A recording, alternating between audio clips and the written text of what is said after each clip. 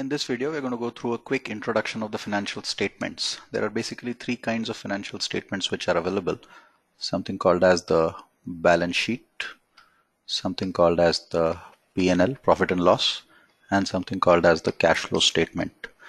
The usage of these three statements is slightly interlinked and it's different. All of them basically show different areas of the business and throw light on different areas of the business. That's what is going to form the crux of these short videos. So what are the three financial statements? The profit and loss statement, or the most commonly witnessed statement, or RED statement, is also known as the income statement. Basically talks about what is the income of the firm, which is what does the company earn through the business, and what are the expenses incurred in producing those goods or services, right? Till the time you sell those goods and services. So if you are selling a mobile phone, then what is the price at which you sell it is going to form the income, and what are the costs, which could be raw material or salary cost or electricity cost or marketing cost, will form the expenses of that. The difference of these two is going to give you your final profit of the company. That's why the name profit and loss statement, right? There is another set of statements which talks about what is going to be the inflow and outflow of money into the company or out of the company, right? This may be different with respect to your profit and loss statement. So any money flowing into the company is an inflow, and any money going out of the company is an outflow. The net of these is called as the cash flow statement.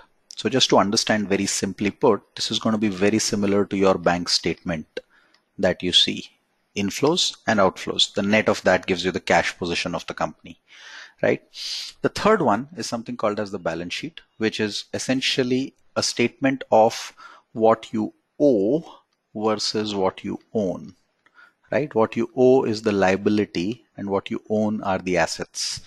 Now, obligation to repay someone for funds, goods, or services that you have procured is basically going to be a liability. You take money from someone to run a business, you have taken raw material from someone but not paid them. All these are going to basically become sort of liabilities, right? Assets are any kind of resources that are owned by the firm which will generate business for them. So they could be tangible, which is like a building, plant, machinery, vehicle, etc. Raw material, inventory, and so on and so forth. Intangible could be things like a license for which you have bid, for example, a radio company bidding for a license.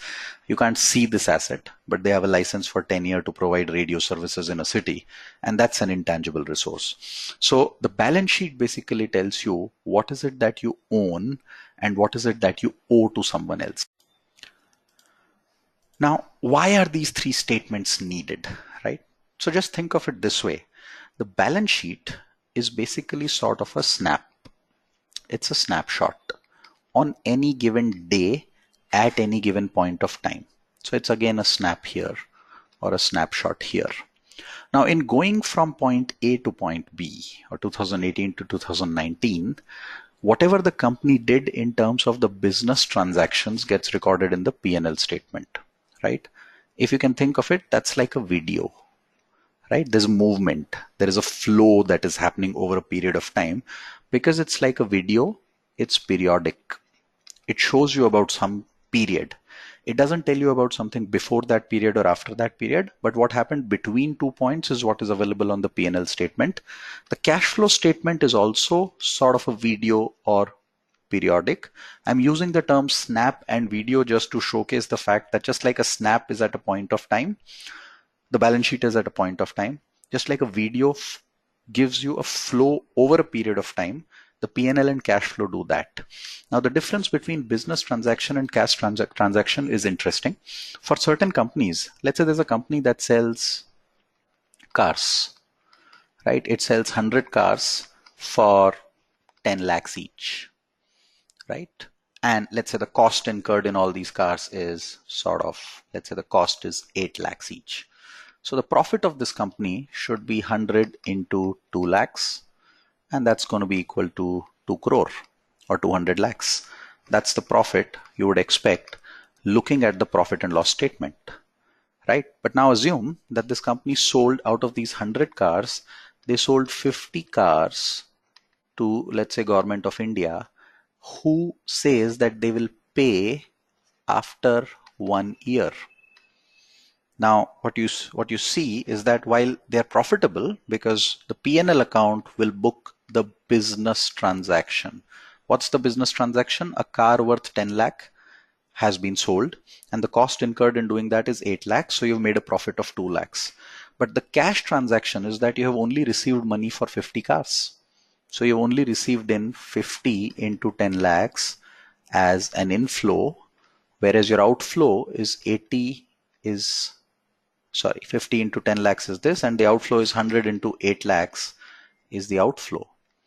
Now you're cash negative. You might be profitable, but you have not received the money so far. And that is the requirement of why you need these statements together. Given any three of these four statements that you see here, balance sheet 1, balance sheet 2, P&L, and cash flow, given any three of these, you can find the fourth easily. So that's the way they interact with each other. They kind of move with each other. It is, however, important to understand the relative need of each of them. Without looking at all three of them, we will not get a complete picture of the company. And that's why it is important to understand the need of all three of them. That's probably it in this particular short video explaining about the three broad financial statements. Thank you.